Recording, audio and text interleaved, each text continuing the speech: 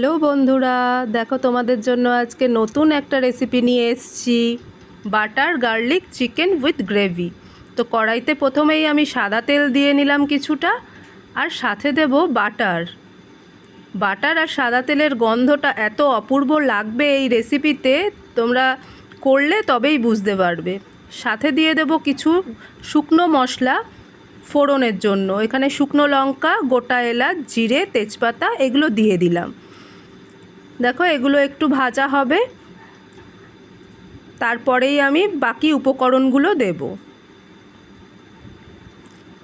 এবার কুচিয়ে রাখা পেঁয়াজটা দিয়ে দিচ্ছি। তেলটা গরম হয়ে গেছে, ফোড়নটাও খুব সুন্দর গন্ধ বেরিয়েছে। দেখো পেঁয়াজ কুচিটা দিয়ে দিলাম। পেঁয়াজ কুচিটা এবার ভাজা হচ্ছে খুব সুন্দর করে। এখানে এগুলো লাল হবে না কিন্তু, যেহেতু বাটার দিয়েছি আর সাদা তেল দিয়েছি, তো তাই সর্ষের তেলে এই রান্নাটা ঠিক ভালো হবে না। তাই জন্য আমি এখানে বাটার, যেহেতু বাটার চিকেন রেসিপিটারই নাম, তাই বাটার আর সাদা তেলও আমি কিছুটা অ্যাড করেছি। তাই জন্য দেখো পেঁয়াজটা সাদা সাদাই থাকবে কিন্তু এখানে। তো পেঁয়াজটা ভাজা হচ্ছে খুব সুন্দর করে। এবার এখানে কিছুটা পেঁয়াজ আমি গ্রেট করে রেখেছি, সেটাও দিয়ে দিলাম। তো এই কুচনো পেঁয়াজ আর গ্রেট করা পেঁয়াজটা একটু ভাজা হলে বাকি মশলাগুলো আমি এখানে এক এক করে দেব।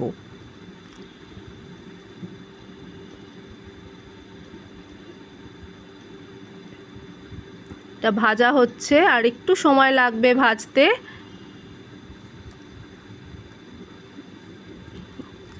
দেখো এরপর আমি এখানে কি দেব, দেখো এখানে এরপর বাকি মশলা, দেখো মাংসে তো রসুন বাটা লাগেই, আদা আর রসুন একসঙ্গে পেস্ট করা আছে, সেটা আমি দিয়ে দেবো। আর এর নামই তো বাটার গার্লিক চিকেন, তাই আমি এখানে রসুনটা একটু বেশি দিয়েছি। আর সাথে দিয়ে দিলাম কাঁচা লঙ্কা।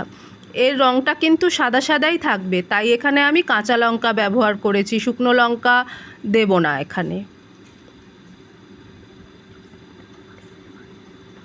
আর এই রেসিপিটা না আমার মেয়ের খুব ফেভারিট, তাই জন্য ভাবলাম আজকে এটা করেই ফেলি। তোমরাও কিন্তু বাড়িতে করতে পারো, তোমাদের বাচ্চারাও এটা খুব ভালোবাসবে। দেখো এবারে আমি আগে থেকে মেখে রাখা দই দিয়ে আর লবণ আর গোলমরিচ দিয়ে মেখে রাখা চিকেনটা এর সাথে দিয়ে দিলাম। এবার আমি মশলার সাথে ভালো করে চিকেনগুলোকে মিশিয়ে নেব।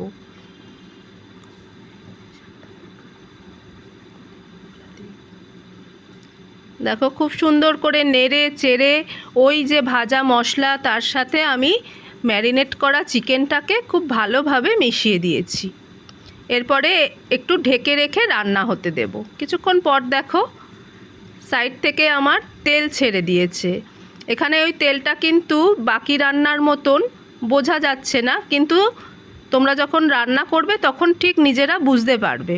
যেহেতু এটা সাদা সাদা দেখতে হচ্ছে, তো তাই তোমরা তেলটা এখানে অত ওই লাল টকটকে ওটা দেখতে হবে না, কিন্তু সাইড থেকে তেল ছাড়ছে। এই পর্যায়ে কিছু কাঁচা লঙ্কা দিয়ে দিচ্ছি। এটা অপশনাল, যারা একটু ঝাল বেশি খাও তারাই দিতে পারো। আর তাছাড়া দেখতে সুন্দর হওয়ার জন্যও তোমরা দিতে পারো, কেননা যদি কারোর মনে হয় যে ঝাল খাবে, সে কিন্তু এই লঙ্কা মেখে নিতে পারে ভাত খাওয়ার সময়। দেখো কি সুন্দর দেখতে লাগছে, সাদার ওপরে সবুজ সবুজ কাঁচা লঙ্কা। দেখো এই পর্যায়ে আমার কিন্তু রান্নাটা প্রায় হয়েই এসছে। একটু ভেতর থেকে নেড়ে দিচ্ছি যাতে লেগে না যায়, তার কারণ এখানে বাটার দিয়ে রান্না করেছি তো বন্ধুরা, তাই নিচে লেগে যেতে পারে আর কি, সেই জন্য আমি বারবার করে এখানে নিচ থেকে নেড়ে দিচ্ছি।